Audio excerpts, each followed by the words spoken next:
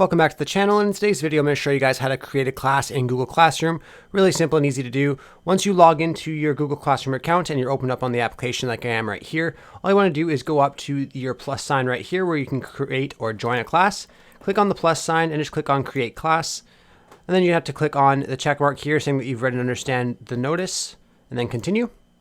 And then here you have to make a class name. So you can just do science or whatever you're talking about in the class. Section, you're going to want to put like what section it is to do with. So like I didn't really do any specific science here, so I can just do science and tech or whatever is relevant to what you're talking about. And then subject, you could put something specific. So like say biology, and then room, how much room you have for it. So let's just say 12 people, and then click on create. And then it'll just take a second to create. And once it's created here, you have a class code here that you can send off to people that you want to join your class, as well as you can upload a theme and a photo here, which I recommend doing.